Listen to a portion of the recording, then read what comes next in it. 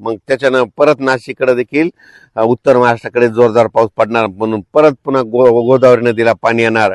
आणि योगायोगानं तुम्हाला एक सांगू इच्छितो की जायकवाडी धरण आहे आजच्यानं 90% भरलंय. तर तुम्हाला सांगतो 93% झाल्याच्या नंतर ते सोडणार आहे.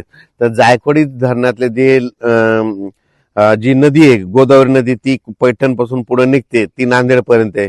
ज्यांच्या मोठे असेल तर चालू असल्या तर ठेवा, पण बंद असल्या तर काढून घ्यायची तयारी ठेवा, कारण की जायकवाडी धरणाचं पाणी कधीही सुटू शकते, कारण वरतून आवक चालू आहे. 93% झाल्याच्या नंतर हे जायकवाडी धरणाचं पाणी सोडू शकते. म्हणून हे त्याचे आदेश येतील, तुम्हाला निर्देश देखील येते, त्या आदेशाचं पालन करावं. म्हणून शेतकऱ्याला माझी विनंती, नदीकाठचे गाय गोटे असतील तर तुम्ही तुमचे आता ह्या 2-3 दिवस चरायला सोडू नका, कारण की कोणत्याही क्षणी पाणी सोडू शकतात. आणि एखादं पाणी सोडलं तर आपल्याला लक्षात येत नाही, मोबाईलचे चार्जिंग नसल्यामुळं मेसेज कळत नाही, त्याच्यामुळे तुम्ही तुमचं सतर्क राहावे.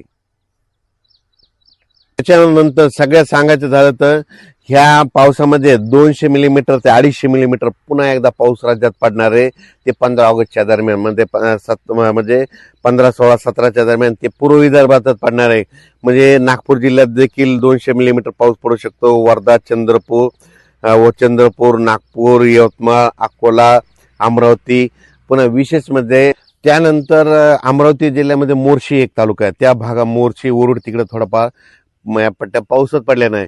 तर मोर्शी तालुक्यातल्या सर्व शेतकऱ्यासाठी आनंदाची बातमी की तुमच्याकडं ह्या पावसामध्ये 15 ऑगस्टचा जे पाऊस आहे ना, त्याच्यामध्ये चांगला पाऊस पडणार आहे, मुसळधार पाऊस पडणार आहे, वडे नाले देखील खळखळ वाहणार आहे. म्हणून हा अंदाज लक्षात घ्यायचा. जळगाव जिल्हा, बुलढाणा जिल्ह्यातल्या सर्व शेतकऱ्याला सांगू इच्छितो, आता जसा पाऊस पडला परत एकदा तुमच्याकडे एकदा जोराचा पाऊस येणार आहे. म्हणून हा अंदाज पूर्वकल्पना म्हणून तुम्ही तुमचं शेतीची कामे करा, शेतीची तयारी करून ठेवण्याची तयारी ठेवा.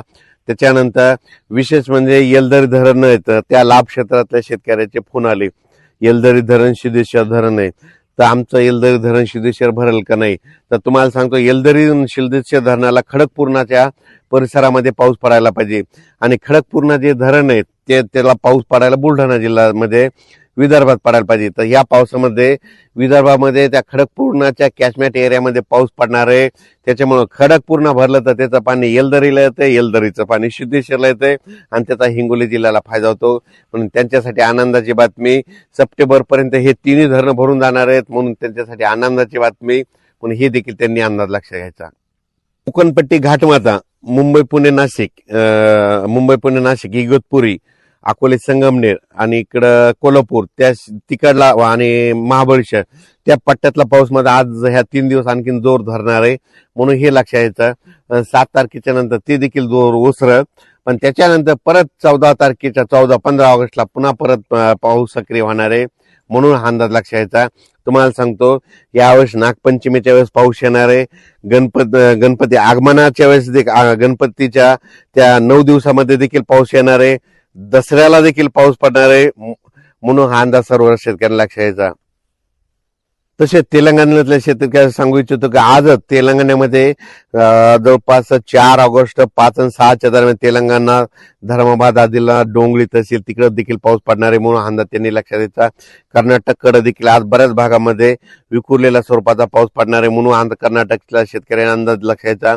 मध्य प्रदेशकडे मात्र खंडवा, उज्जैन, इंदोर त्या परिसरात मात्र 15 ऑगस्टच्या नंतर मुसळधार पाऊस पडणार आहे. म्हणून त्यांनी देखील अंदाज लक्षात घ्यायचा. आता देखील तिकडे मध्य प्रदेशकडे पाऊस पडणार आहे. त्याच्यानंतर गुजरातला मात्र पुन्हा एकदा पावसाचा फटका बसणार आहे. म्हणून हा अंदाज लक्षात घ्यायचा. आणि राज्यात मात्र परत एकदा अतिवृष्टीसारखा पाऊस काही जिल्ह्यात पुन्हा एकदा येणार आहे 15 ऑगस्टच्या दरम्यान. म्हणून हा अंदाज सर्व शेतकऱ्यांना लक्षात द्यायचा. आणि